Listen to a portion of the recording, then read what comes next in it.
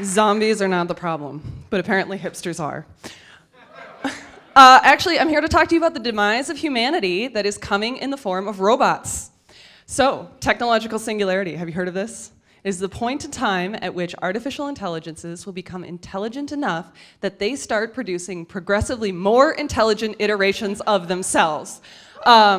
In other words, holy shit, this is an event horizon beyond which we cannot see the future, and it is slated for 2045. This is bad news for humans, but we are barreling towards it at remarkable speeds.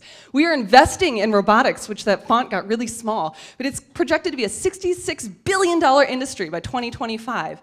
And there are people in Minnesota who are building a robotics innovation park so people can come to Minnesota and create fancier and fancier robots.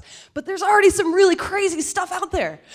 Google has cars driving around Nevada. They are driving themselves around Nevada. These are on the roads right now. This big dog is freaky shit. This thing, if you kick this across a plane of ice, it skids and it figures itself out and it can correct itself. There's a scientist who has made cell-like structures out of a non-carbon metal. All life is carbon, but these things are replicating and evolving. This is an article that was published in September. I don't even know what's happened since then. But we are contributing. We are sending data out into the computers like crazy. We're 90% of the world's data was created in the past 2 years. We have our smartphones, we have Twitter, and we're sending it out, and companies are real interested in this. They are creating algorithms to figure out how to use this data. They are teaching machines how to interpret this data.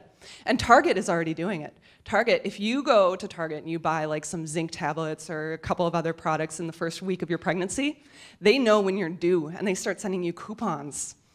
Because they care, the companies are teaching the machines. And the other thing that we're doing, we're putting robotics in our bodies.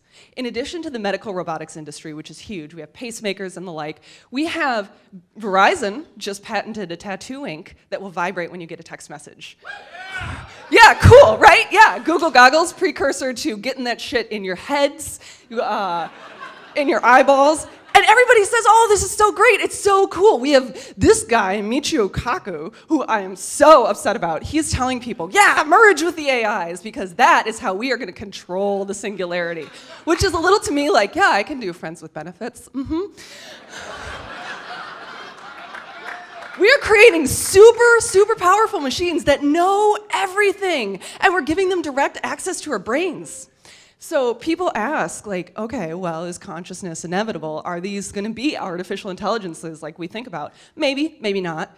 Science is definitely honing in on consciousness. They're figuring out how to measure it. They have crystals. They know what it looks like. They know it's in different states, so it's coming. And if we get to consciousness, will the robots have emotion? People say, okay, well, you give a robot equal but opposite choices. It's going to have to use emotion to make a choice, right? But I got news for you. To a robot, a world in which humans are allowed to continue reproducing and consuming resources is not an equal but opposite choice to a world without humans doing that. There's a very clear winner in an AI's mind. Even if we don't get consciousness and even if we don't get emotion, we still have evil humans. They are running around our planet being bad, and they will figure out how to wield the technology that we are creating. So what I'm talking about here is not a robot revolution like we traditionally think about. I'm not talking about giant robots walking around with lasers coming out of their eyes, stomping on us. I'm talking about mind control. We're putting the robotics into our bodies and we're enabling the machines to catch us. Have you ever seen an RFID chip? It's tiny.